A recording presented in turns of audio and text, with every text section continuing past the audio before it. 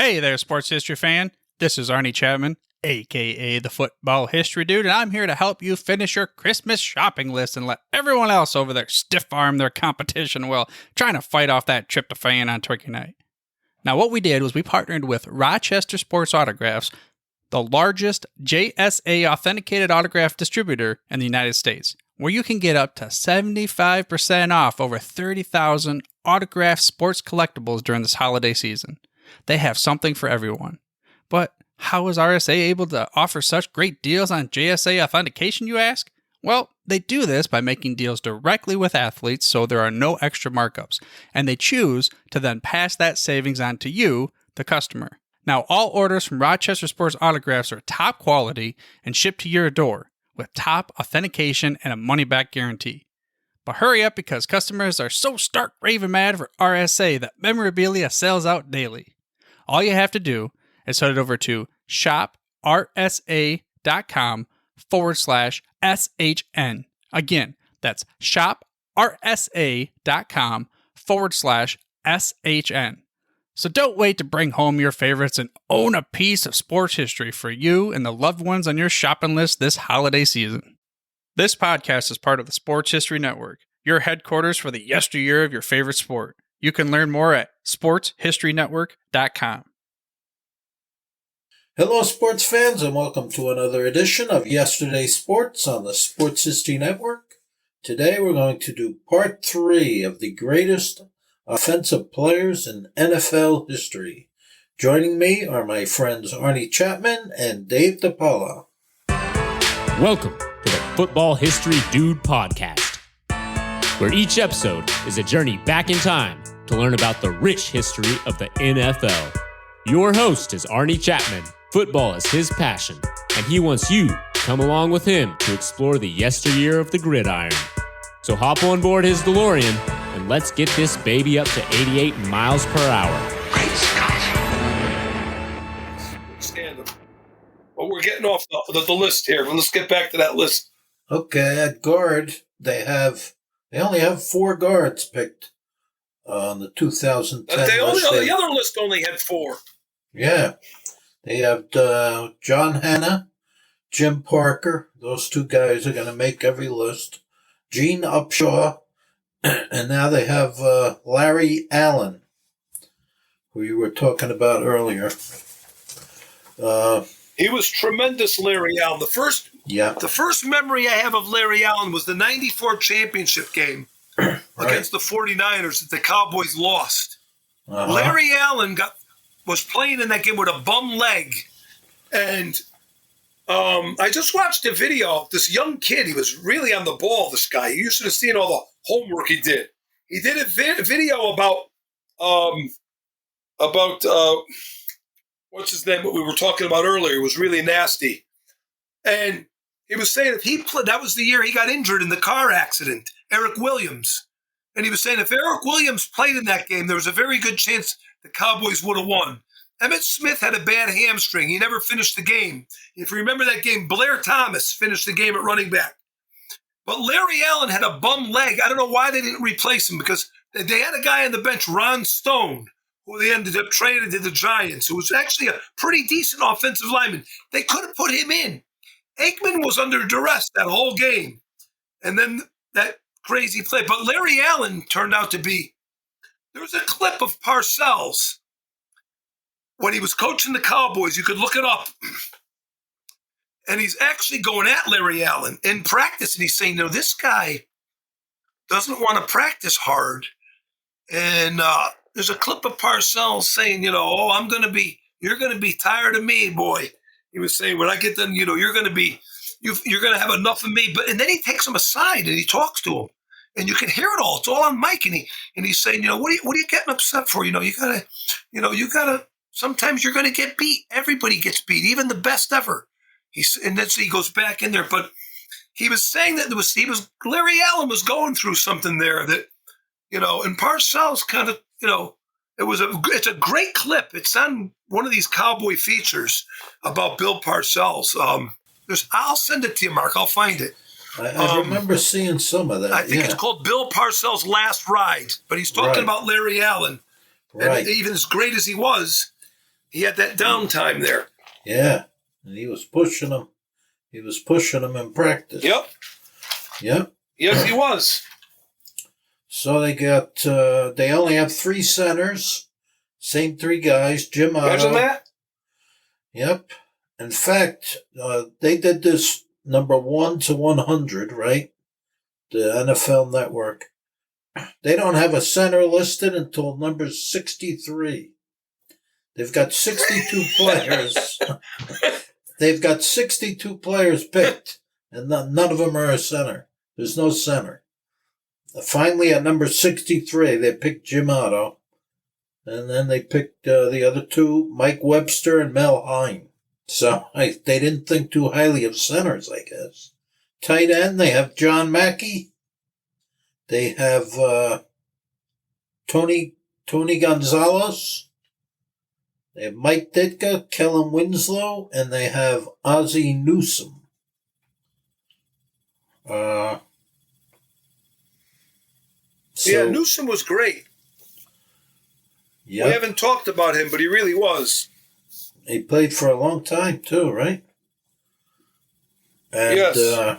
He was very good with the Browns. The Browns had a really good team, I think, in 81, 82, when Sam Rutigliano was there coaching. And they had Brian Sipe at quarterback. And Ozzie Newsome was their tight end. And, he's still involved in football. What is he, with the Ravens, Arnie? I don't know if he retired from there, but yeah, he was as of really recently. I can look that up. Well, the Ravens were the Browns, right? The Ravens were the Browns, the original Browns. Yep. Yeah, I think he still is the front office for him there. I mean, he was the architect of the Ravens when they first started, I think, too. Yes. Yeah. Exactly. Oh, right. All right, I guess I should take that back. Maybe he was part of it, but then it says that he became the NFL's first African-American general manager in 2002. There you go. Yeah, he played, 78 to 90, okay? 662 receptions for 7,980 yards. And he had 3 Pro Bowls and just 1 first-team All-Pro, but he was very, very, very good. I mean, he's in the Hall of Fame. I mean, so I could see that being in that list for, Dave Casper's not on that 2010 list, though. And yet, what's his name? Has him. Your buddy there, Mark has him. Is it's amazing, isn't it? How that works, But the guy that Arnie must have seen here at tight end is Gonzalez. He was very good. Yeah. Yeah, he basically changed what the perception of a tight end could be in the league. Right. He put up some big numbers. He was right? very, very good. Probably similar to how when Ditka came out, totally changed what it meant to be a tight end. This guy took it to, another level. I mean, I know there were generation type of players that made a change, but yeah, he was the first one where it was really okay, this is a former basketball player and he's a receiver essentially. We can turn him into that. The little that I've seen of NFL in recent years, I would take Gonzalez over Gronkowski. What do you think, Arnie? See, the one thing about Gronkowski, though, is he would be more of your all-around tight end compared to a Gonzalez. Gonzalez was more receptions. Gronkowski, he was inline blocker as well. Well, we got the final... Of recent years, Mark, Uh-huh. You'd have to say that the top 3 would probably be Gonzalez and Gronkowski, and you could probably throw Jason Witten in there. He was that good. Right. Witten was great. But then let me talk about Jim Otto for a second. Bill Berge was saying that Jim Otto had the greatest, they called it a 1-inch or a 1-foot punch. He had the greatest recoil. He said he could come out and block you with more force than anybody, very in a tight area. Like he came from here and then out. He said the impact was tremendous within a foot distance. Wow. That's what used to. We were talking about Bill Berge. He was pretty good with the Eagles. Remember him? Bill Berge was very good. Started with the Bengals, right? Yeah, he was talking about Jim Otto. Yeah.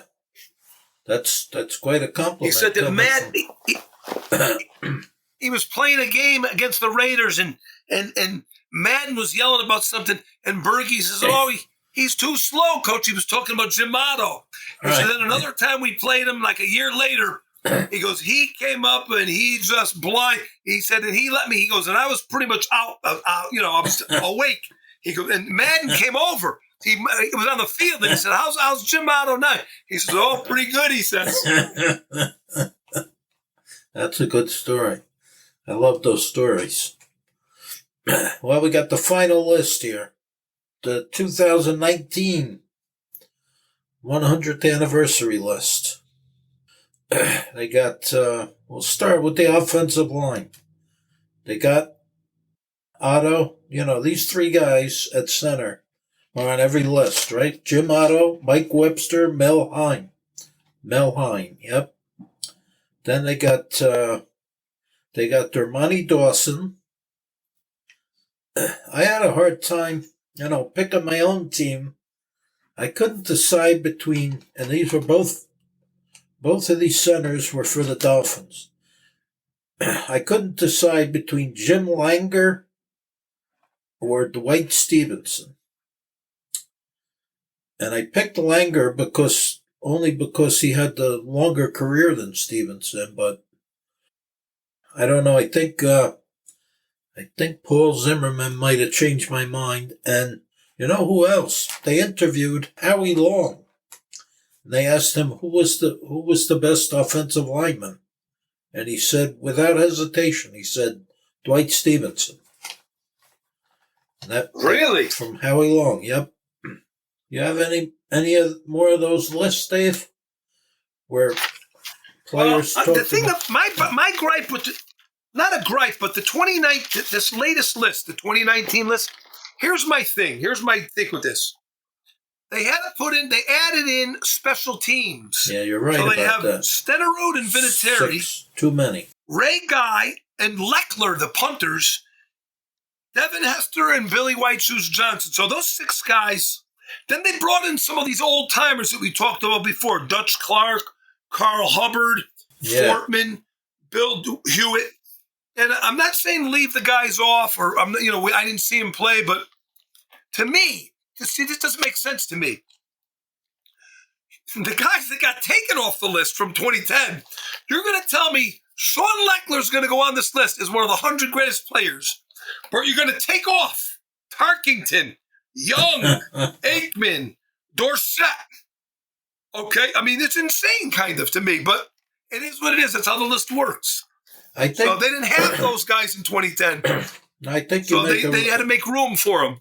I think you make a really good point there. I think what they should have done is picked 100. They should have picked 100 players and then added, okay, and now here's the special teams guys. So that way they didn't have to take off to, the big name players, like you said. I think that's a good point. Yes. Pick too many, like you said, 6 special team. They should have just picked 100 and then said, okay, here's the special team guys as an add-on. Here's an interesting one, Mark, from the offensive line. In 2010, Dwight Stevenson isn't there. But in 2019, he is. Uh-huh. They added him in. Yep. Yeah, I didn't have him on my list. I had Jim Langer instead, but then, after I started hearing some of the other players talk, I heard what Howie Long had to say. He said he was the best offensive lineman he ever faced. Yeah, well, him and this Randall McDaniel got added in 2019, and I looked him up. He had a lot of, you watch these guys play, and I think what happens today is there's so much stuff with football. I mean, I don't know if this makes sense to either of you guys, but anyway, getting back to this guy, 12 Pro Bowls, 7-time All-Pro first team. That's Randall McDaniel. But my point is, there's so much information about football now with fantasy football and crazy. You're watching highlights all night long. You can go to 5 in the morning. They just keep replaying stuff. I'm not kidding. And so back then, when a guy really stood out, like, in other words, it's kind of stuck out in your mind more because there was less. Right. And then when a guy was like, but Randall McDaniel, as great as he was, and I was watching football closely all those years that he played, it just never caught my eye for some reason because you're inundated with all this other stuff. Right. You know what I mean? And you kind of just don't pick up on it, I think. I don't know if that makes any sense to you guys, but... No, that's a good point. And then you take a guy like, in the guards, they have Dan Fortman, who played in the 1930s and 1940s. And, I mean, how much footage is there of Dan Fortman? You can't go really back. I looked him up earlier before we came on, and he only played from 1936 to 1943. Yeah, that's so the he problem. Played only 8 years. 8 years. Yeah. I mean, he was. I'm going to be honest with you. They had an all-pro team back then. Right. 6 of those 8 years, he was all-pro. So maybe that's what they're going by. Yeah. Must be because he was a guard, Mark. He was right. He was a guard at 6 foot, 210 pounds. He was a guard. Yeah, I could believe it. And then they got these two seem to be on every list. They're always the top two: John Hanna, Jim Parker. They got Gene Upshaw. They've got Larry Allen, Randall McDaniel. They got Bruce Matthews. The guy they didn't have on this list, and I think it's a glaring omission, is Larry Little. They do not have Larry Little on this list. I would take Larry Little as one of my top guards. If you look at those you look at those films, look at some of those Super Bowl teams the Dolphins had, and watch Larry Zonka running the ball. Who's the guy that's out in front of him every time? Yes. As the pulling guard, Larry Little. I thought Larry Little was tremendous. He wasn't one of the guys going to the XFL, was he, Mark, or no? Oh, the WFL, you mean, right? I'm sorry. I'm sorry. No, he didn't. Yep. No, he didn't go. No, he wasn't one. No. I thought he was tremendous. They didn't have Forrest Gregg in there either, but who didn't have Forrest Gregg? Is Greg in there in 2019? Is he on the list? Yep, he's on the list. Okay. Yeah. I was going to touch on what's his name there, one of the guards that they that we were talking about. I lost my train of thought, but like you said, Mark, how much footage is there on the? But I guess these guys, whoever made the list, I'd like to know who made the 2019 list, like who was involved in all that. I think there was coaches. I think Bill Belichick, he's on all the shows. When they do that 2019 list, Belichick is one of the main guys, I think. Yeah, he seems to know his football history, Belichick. He's a historian, yes, you're right about that. Yeah. Oh, John Hanna is what I wanted to talk about. I watched some clips on him. And if you look at this guy was like a tank. If you watch anything on John Hanna, look it up. His legs he was getting they were absolutely massive. Massive. His thighs. He was coming around the corner. He was leveling people, just running them over like a locomotive. It was unbelievable. He's on all the lists. He's one of the best ever. They had him on the cover of Sports Illustrated once. The greatest lineman of all time. Do you remember that, Mark? Yeah, I have that, Sports Illustrated. Yep. He was a shot putter. And college. Oh, was he? Yep. And I think he continued. I didn't know that. Yeah. Yeah, he was a shot putter. So that might explain, what you were saying with his legs were very big and strong. Yep. There you go. Shot putter. So at tackle, they have Forrest Gregg, Anthony Munoz. Roosevelt Brown is a guy you don't really hear enough about for the Giants. Art Shell. They got Jonathan Ogden, and a new addition. They have Walter Jones from the Seahawks. We talked about him. Yep, Walter Jones. But I think Roosevelt Brown is a guy that doesn't get mentioned enough for the Giants. Who's that, Mark? I think the guy that doesn't get mentioned enough, Roosevelt Brown. He was on one of the other lists, though, that we mentioned, I think. Yeah, you just don't really hear enough about. He does make the list, but they don't really talk about him that much. But then again, there you go again. He played. I guess he played into the 60s, but I think the majority of his peak years were in the 1950s. And, like Arnie was saying, you didn't really, they didn't talk a lot about offensive linemen in the 1950s.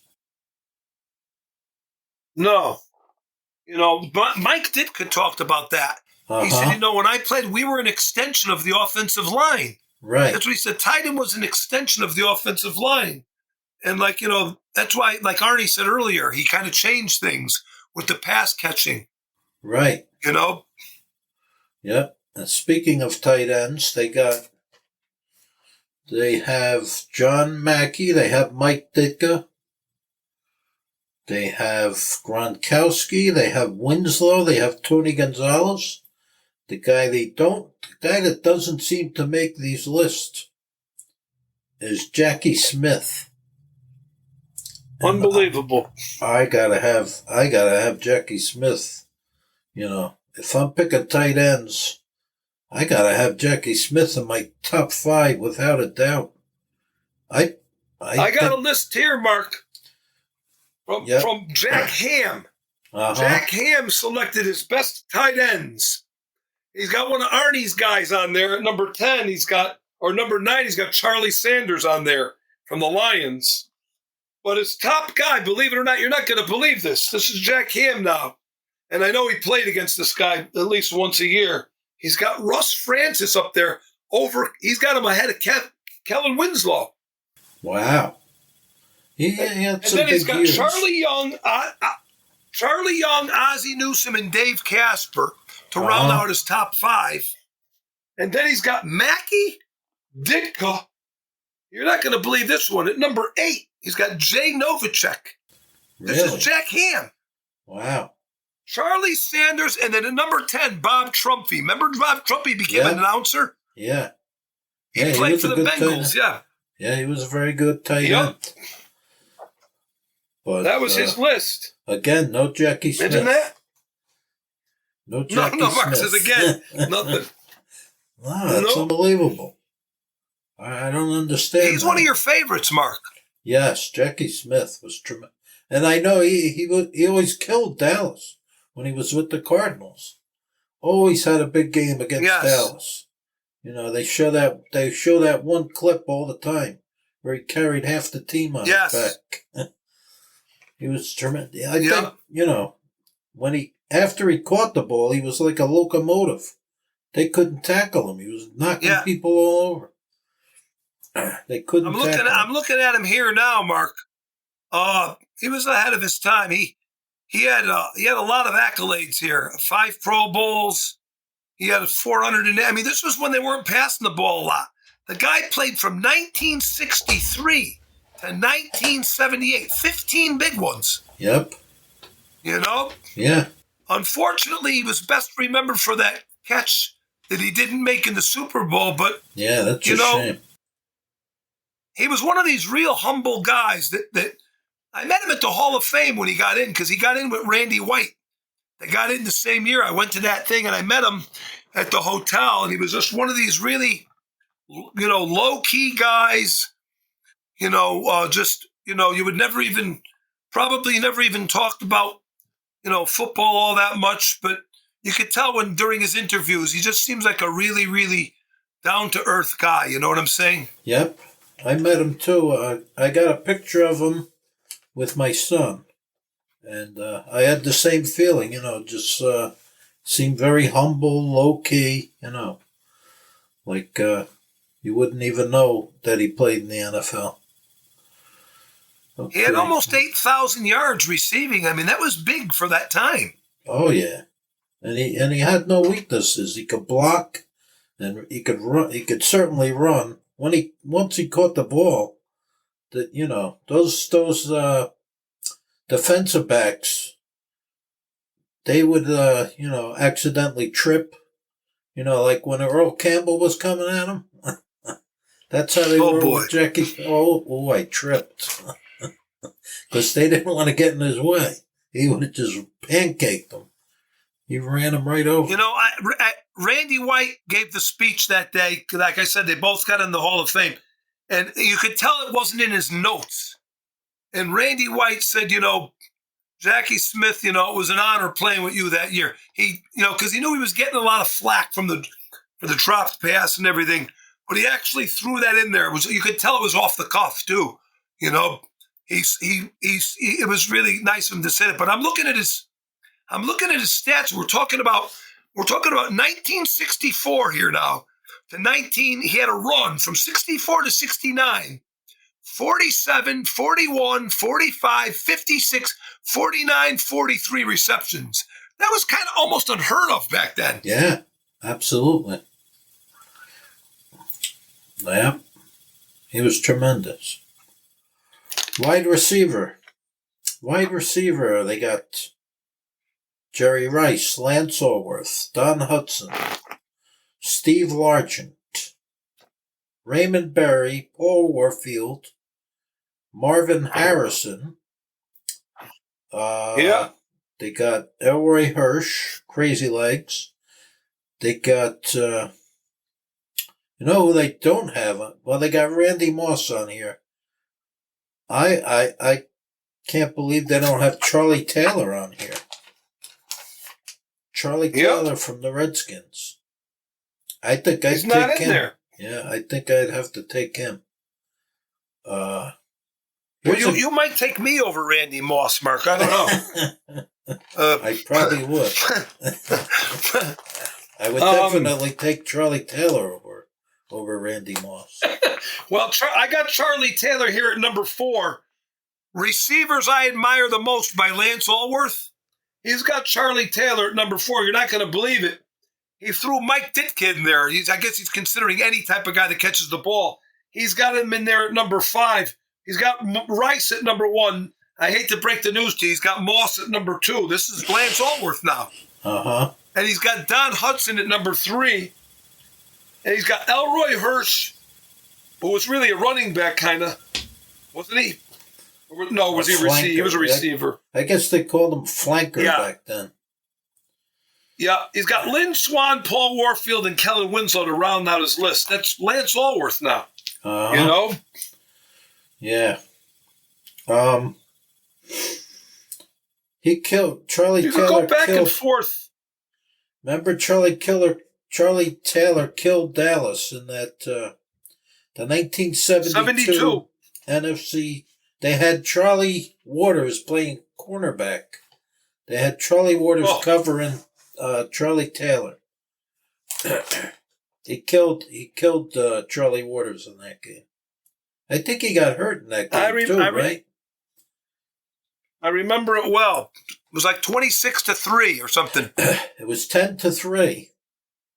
Going into the fourth quarter. In the beginning, 10-3. And then they just... Right. Yeah. Charlie Taylor killed him. Now, here's a guy I want to ask Arnie about, because I don't know a lot about him, because I haven't really watched. Larry Fitzgerald. Did you see him, Arnie?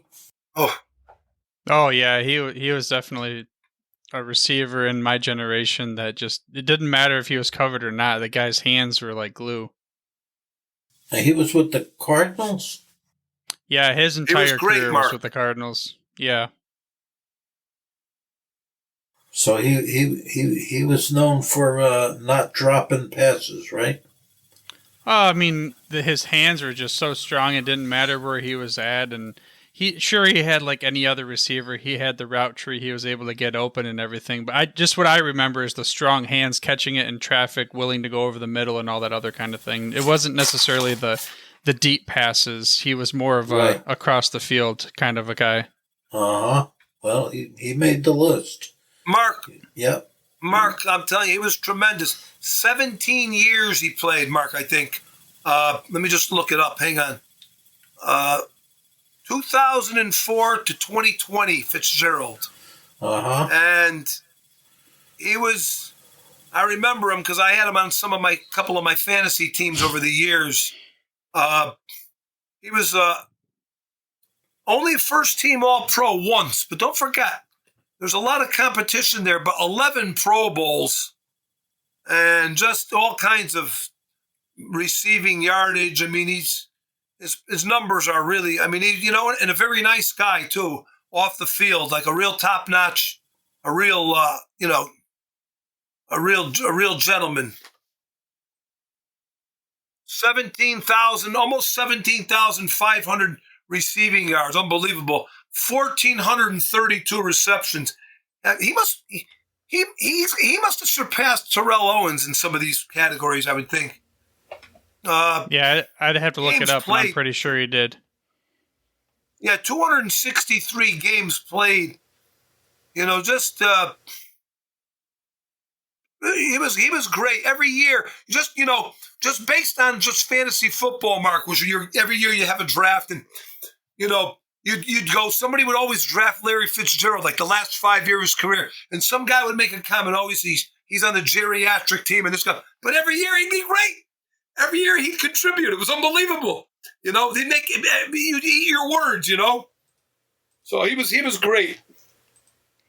Yeah, plus he was willing, even though he was a receiver known for his catches, he actually was willing to get in there and block, kind of like the old school type of receiver too. Yep.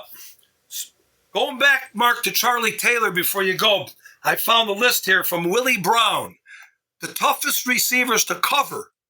Okay, and he had number 1, Lance Allworth, Charlie Taylor at number 2, Rice, Warfield, and Joyner. That was his top 5. Willie Brown, toughest receivers to cover. And he probably hardly ever played against Charlie Taylor because he was AFL. Right? That's right. Willie Brown exactly played the AFL. Wow. Yeah. How about that? Yeah, I remember that game, 1972 championship game. He killed the Cowboys. Quarterbacks, they got, what I like about the 2019 list is they didn't go overboard with the running backs and quarterbacks. They picked 10 quarterbacks. They got Johnny United's Joe Montana. They got Sammy Baugh. They got Tom Brady, Dan Marino, Peyton Manning. They got Staubach, Otto Graham, John Elway.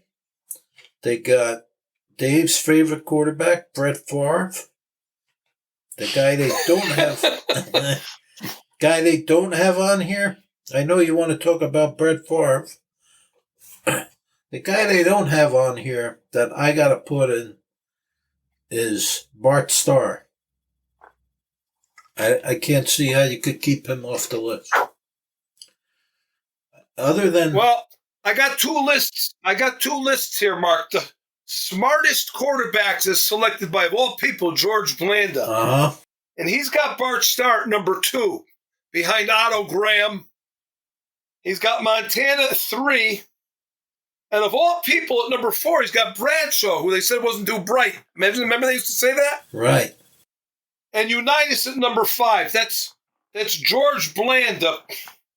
He also had Van Brocklin, Bobby Lane, Elway, Staubach, and Bob Waterfield on there. That was George Blanda for smarts. Right. For smartest. But the toughest quarterbacks to defend? Yeah. That's just a list I got here by Sam Huff. He's also got Bart Starr on there, number 7. So he's on all these players' lists. I got a couple more, but Stars at number 7 for toughest quarterbacks to defend by Sam Huff. And the number 1 he's got is Johnny Unitas. And number 2 on that list was Sonny Jurgensen, who I talked about as being a great thrower. Right. Yep. So that's Sam Huff. Right. See, we talked about it before. The quarterback position, there's so many facets to it that it's hard to pick.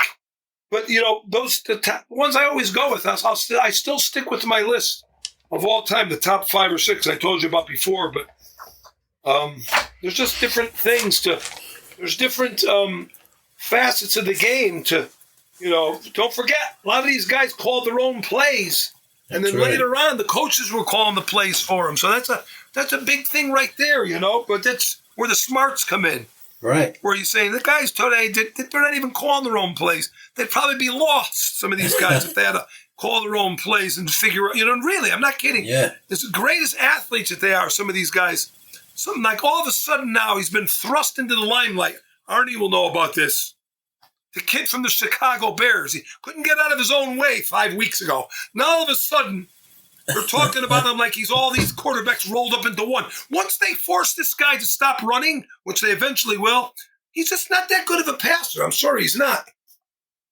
The guy that doesn't get mentioned enough, in my opinion, is Sammy Baugh. Sammy Baugh. He's not on any of the lists, Mark. That's shocking. Yep. He's on the 2019 list. He's on the 75th all-time team. Sammy Baugh. They did it. I'll never forget it. You look up that 75 all-time team. There's a whole video of it, and they're talking about Sammy Baugh. The man's cursing up a storm. It's phenomenal. Okay. And he's talking about when you go out there, you got to be the best. And he's swearing, and he's talking. It shows a picture of him throwing a ball through a tire, and it shows him getting off a plane. He was another guy that had a lot of star power, where he was a big draw, and it shows him getting off of a plane, and he's talking about, like if you don't have a lot of confidence, you're not going to be able to. He was I can listen to his interviews all day long. It's tremendous. It's almost like listening to Trump. It's crazy, some of the stuff he's talking about, but it's great. All in the same time. And he was a great punter. Let me just tell you. Punter. He was a great punter. Yep. And he was on the receiving end of that. Was he in that game 73-0? Was he playing for the Redskins that day or no? Yes, and they asked him. That's unbelievable. The first Washington's first drive of the game, they almost took the lead. They had the ball first. They drove down the field, and they almost scored a touchdown, which would have put them in the lead, 7-0. But I think there was an interception. They asked Sammy Baugh, would the game have been different? Would the outcome of the game have been different if you had scored that first touchdown and took the lead, 7-0? He said, yes. The outcome would have been different. It would have been 73-7.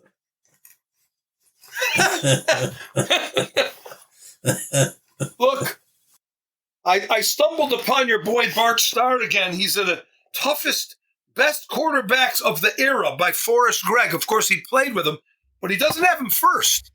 He's got him second. Best quarterbacks of my era, Forrest Gregg. Number 1, Johnny Unitas. Okay? With Y.A. Tittle coming in at number 3. That's a guy we don't talk about. He's on a lot of these lists in this book. Wow. And Otto Graham at 4. Roger Staubach at number 5. Uh-huh. Think about Staubach. He really didn't start playing until he was almost 30. Yeah. He did his stint in the Navy. I think he came out at like 26 or 27. 27. He was on the bench for a couple of years. He was rookie at 27. He didn't really start until he was 30 years old almost. Yep. It's phenomenal, really. People forget about that. The guy missed probably the best 5 years of his career easily. Then he missed another year. That's how. After he was finally named the starter, the following season he with missed a separated shoulder. He separated his shoulder, so he missed. He was tremendous. He missed a lot of. He missed, like you said, he missed a good 6 years. Could have been added onto his career. Well, we got. He was the most successful player off the field. Well, based on, I guess they made based on money wise, but he sold that real estate company for almost $700 million that he owned. Staubach Realty. Now he works for the company that he sold it to. Maybe not now, but he was working for them. And Charlie Waters said he called him up. Charlie Waters said his son passed away at the age of 18. Never got down to the bottom of it, what he died for. Charlie Waters, Arnie, played with the Cowboys. He was a safety. He was very good. Yeah. He wasn't a Hall of Famer, but he was very, very good. He was just under that. But he was coaching up at the University of Oregon, and his son passed away. In his sleep, and Staubach said, you could come work for me. Yeah. He said, I'll give you an office and everything. He said, you don't even have to come in for work. He gave him a salary and everything. Unbelievable. Yeah. His son died in his sleep. Cody Waters. Yeah, what a shame. Yep. What a tragedy.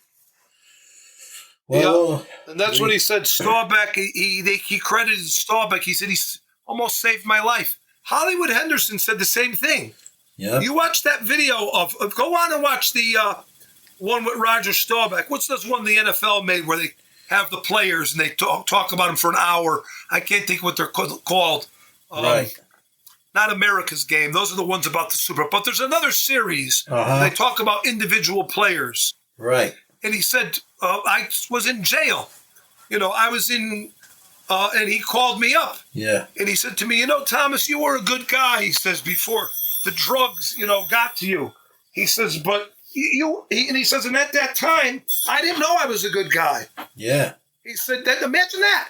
He said, at that time, I didn't know I was a good guy, he says. Yeah. And he says, he saved my life. Roger Staubach. Thomas Henderson talks about it. Imagine that. And same thing with Bob Hayes, Unbelievable. Right? Same thing with Bob Hayes. Yep.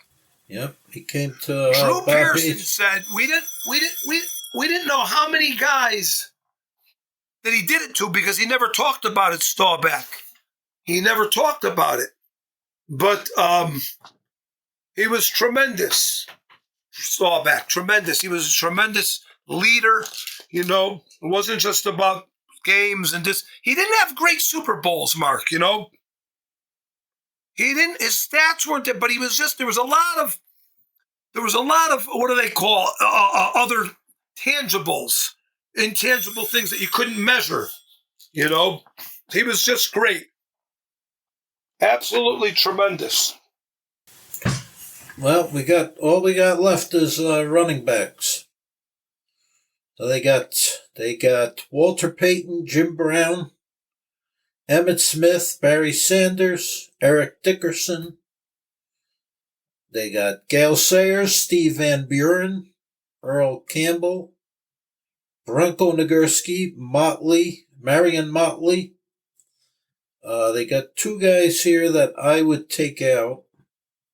Lenny Moore was tremendous, very versatile, but he never had a 1,000-yard season. I think I would take, he's certainly Hall of Fame worthy. I met him at the Hall of Fame. Got a picture of him with Lenny Moore. Probably one of the nicest guys I met at the Hall of Fame. Extremely nice guy. I got a real good picture of him with my son. There's two guys, and I got O.J. Simpson on this list. I got to disqualify him. I have to disqualify him. There's two guys. I don't know if I want to talk about O.J. Simpson. He was one of my favorite players when he was playing. He was one of my favorite players. Yep. But you know who pegged it? You know who pegged him? Jim Brown said all that during his career when he played the real humble guy and he never spiked the ball or anything. He said that was all an act. Jim Brown said that was all an act. Imagine that. Yep. There's two guys that aren't on this list that I think you would agree with me, Dave. I think they have to be on this list. Tony Dorsett and Franco Harris are not on this list. Yeah, I mean, look, we didn't talk about Bronco Nagurski yet. He wasn't on the other lists, but he's on that list. Yep, he is. And I saw a clip on him recently, and there was a movie made. Anthony Hopkins was in it. Hearts of Atlantis, it was called, and it was about a guy that could see into the future, and he befriends this young boy, and he sees that the mother's very troubled and all. It's a very good movie, and he tells the kid a story about Bronco Nagurski, right, in the movie, and it's actually a true story. Where he comes out of retirement, Nagurski hasn't played in 6 years. That's right. Plays the offensive line for the whole season, but towards the end of the year, they need him to run the ball, so they put him in at running back in 2 drives, and he took him to the playoff game or the championship game, and he says, and it was the way Anthony Hopkins tells the story to the young kid, and it's almost as if the kid. Probably today, a kid wouldn't even listen to it. They got no attention span. But this kid's listening to it like he's, could see it. Like he could see it in front of his own eyes. And he's saying, and they gave it to Nagurski, and he ran. And they kept giving it to him. And it's a great scene in that movie, Hearts of Atlantis. And they talk about it on the Bronco Nagurski feature and the NFL's greatest players in the 75th all-time team. The guy, they couldn't stop him. And okay, it's one thing to come in and play the offensive line because he was a pretty good-sized guy. He was very physical. But to come in and play running back after not playing for 6 years, it's unbelievable. It is unbelievable. Unreal. To be able to play at all after not playing for 6 years is amazing. I agree with you. To play running back after not playing for 6 years, it's astonishing. But I guess you can make a case for Tony Dorsett, Mark. I think Tony Dorsett, he was quite a player. I mean, when he retired, I think he was number 3. I think it was number 3 on the all-time list. And he's still in the top. I think he's still in the top. I think he's still in the top 10. And he hasn't played in 30 That was He was a little miffed when they brought Herschel Walker in. They talked about it in '86. He was at a car lot about 5 years ago, Tony Dorsett, doing a signing in Danbury, Connecticut. So I drove over there. And I said to him, they called it the dream backfield. And he was sitting down signing cards, and he looked up at me and he goes, yeah, he goes, the dream backfield. Whose dream was that? He goes, not mine. And he just really, he ended up going to the Broncos. It was kind of a sin at the end of it was almost like Walter Payton going to another team. It was and then, back then it was not as common as it is today where guys just go to other teams. But he was really great. I mean, he was a very undersized guy, and he could run in between the tackles. He was tougher than you think. And I think like Landry kind of put him on a pitch count through his career. He didn't overuse him. They really overused Earl Campbell. That guy got burnt out, Earl Campbell. But Tony Dorsett, no. I don't think he was more than 190 pounds, Mark. Maybe not even 185, maybe. And he didn't like the fact that Landry had him on a, like you say, like a pitch count. But then years later, after he got older, he kind of changed his mind, and he said, now looking back on it, he said, Landry may have prolonged my career because he saw You're right. Exactly right. Yeah. And Franco Harris, the other guy, when he retired, he was, I think he was 3rd or 4th on the all-time list, and he was number 1. Was he? Postseason until Emmitt Smith broke his record. I thought he went as. I thought he went as high as 2, Mark, at one point, was he, or at no? one point, because I remember Jim Brown started chiming in about Franco Harris, saying that he runs out of bounds. Yep. I would never do that. There was a little friction there. Yep. Jim Brown didn't like it that he ran out of bounds, but the guy was he was number 1 postseason. He had the most yardage in postseason until Emmitt Smith broke his record. So I don't know how you keep him off the list. Yeah, he was number 2. There was, he was very close to breaking Jim Brown's record. Who are the other runners on that list, Mark? Peyton, Jim Brown, Emmitt Smith, Barry Sanders, Eric Dickerson, Gale Sayers, Steve Van Buren, Earl Campbell, Bronco Nagurski, and Marion Motley. I mean, there's a guy we didn't talk about at all too much, Steve Van Buren. Yep. I mean, dominant. He was a dominant player during his era. It's hard to take any of those guys off of that list, Mark, other than if I had to remove a guy, as much as he was like the Paul Zimmerman theory, as great as he was for those years. Probably if I had to remove anybody, it might be Earl Campbell. He was tremendous, though. It would be very difficult to remove him. I'm sorry, it would be. Yeah. But, he was very one-dimensional. Yep. But, I mean, he was still, you couldn't stop him. But he burnt out. Couldn't stop him. Like you said, they burnt him out quick, He had about five good seasons, and he burnt out. Well, Lenny Moore is the other guy they had on the list. They had Lenny Moore on the list. Yeah. I mean, I'd have to look up Van Buren. I never really looked into the guy. I mean, I know he was, I think he was with Philadelphia, wasn't he? Yeah, yep. He's a legend in Philadelphia. Him and Chuck Bednarik. Yes. Those two guys. And I think he coached, didn't he, Van Buren? I'm not sure if he coached or not. I feel like he even coached the Packers at one point. Let me see. I don't remember him coaching.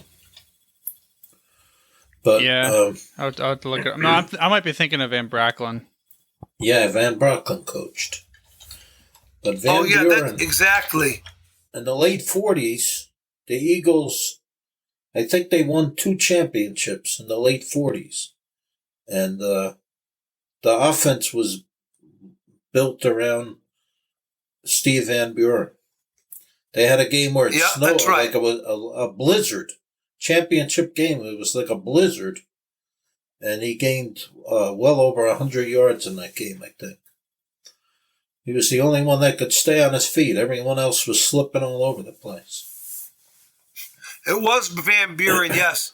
You're right, Arnie. It was Van Brocklin for the coaching, but Van Buren, 6 All-NFL seasons, 464 points, scored 8 years with 523 yards receiving, and he rushed for almost 6,000 yards, which was a lot back then. Yep. He played halfback, quarterback, and running back, they claim. All 3 positions. Wow.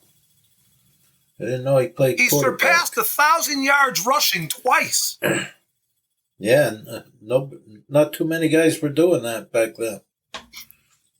And in 45, he hit the Triple Crown.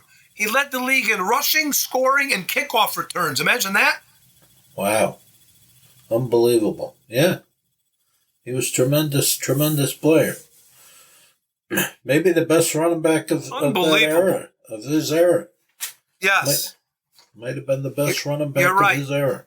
Yep. It's hard to remove any of those guys off of that list there. But you're right, Mark. They cut it from 19 to 10. Yeah. Imagine that. Yep. You can't argue with those 10, though, I don't think, Mark. And if you had to pick 2, like you said, you would have picked Peyton and Jim Brown. You know, the first time I even heard about Jim Brown, I was watching a movie with my father. I think it was The Dirty Dozen with Lee Marvin and a bunch, that Army movie. Right. Dirty Dozen. Jim Brown was in it. Yeah, And that's right. at the end, he throws the hand grenades down the thing. And my father says very nonchalantly, sitting in the training, he goes, boy, he says, you want to see this guy run?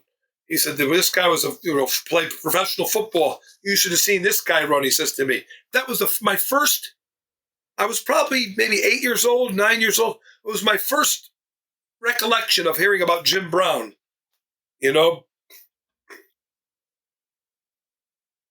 What year did he retire, Mark? His final season was 1965. Okay. And it was because of the movie. When he went into the movies, and he didn't show up at training camp because he was making a movie. And I think Paul Brown was still the coach at that time. And he said, "You got." Yeah, imagine that. He said, "You're going to get fined for every day that you don't show up at training camp. You're going to get fined." And so Jim Brown said, "Well, then I retire.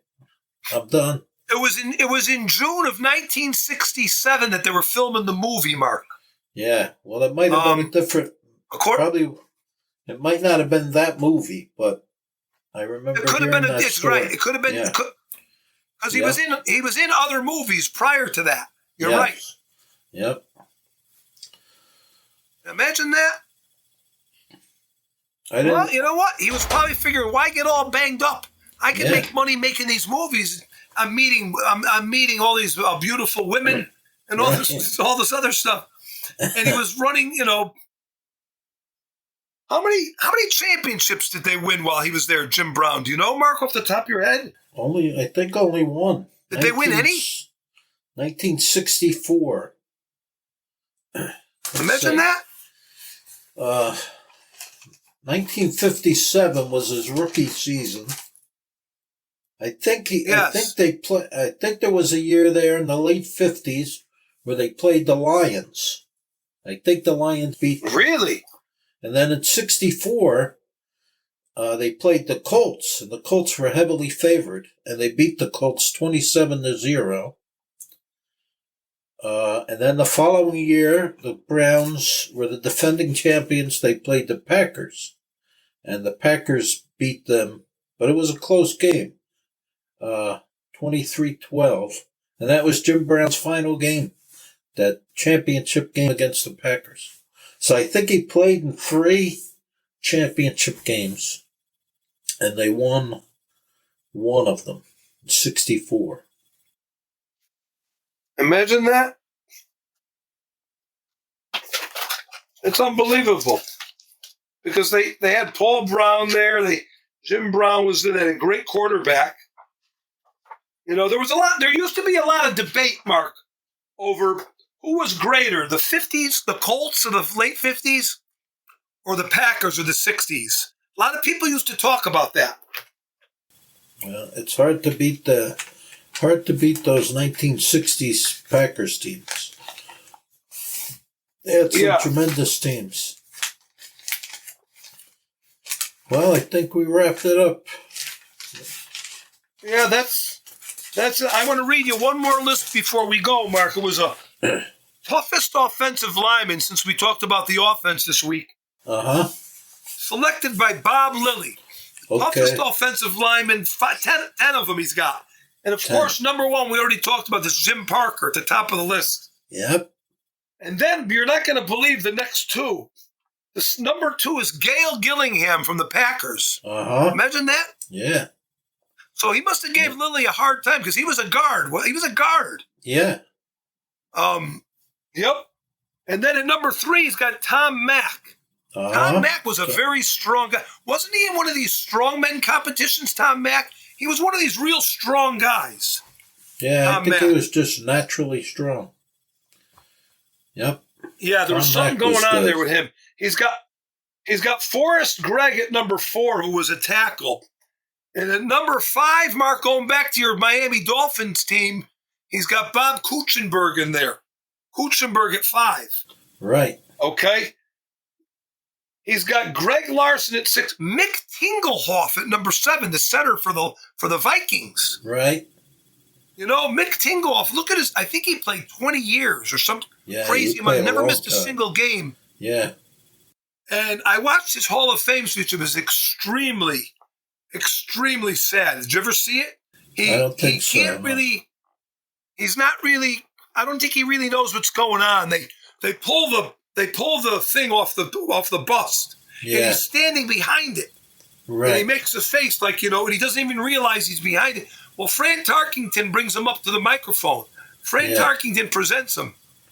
Yeah. And as he's walking up to the microphone, you could hear Fran Tarkington say to him, you want to thank the... And he says, no.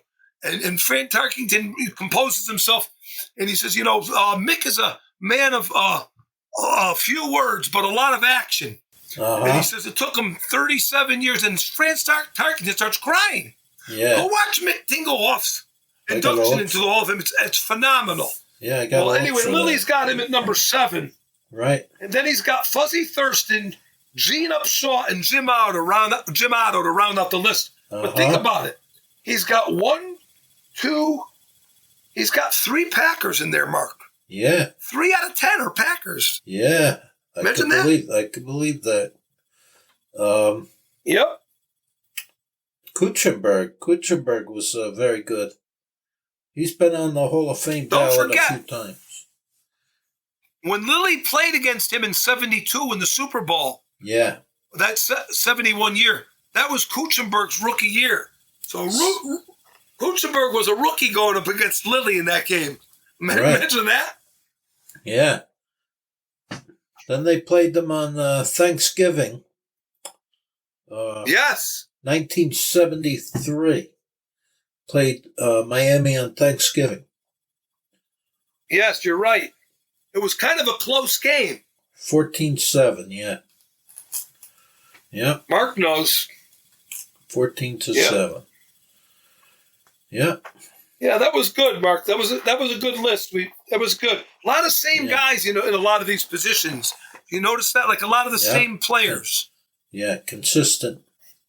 Thank you for listening to this episode of the Football History Dude. To make sure you're the first to get the next episode, please subscribe on your podcast player of choice and head on over to thefootballhistorydude.com for the show notes and more information on the history of the NFL.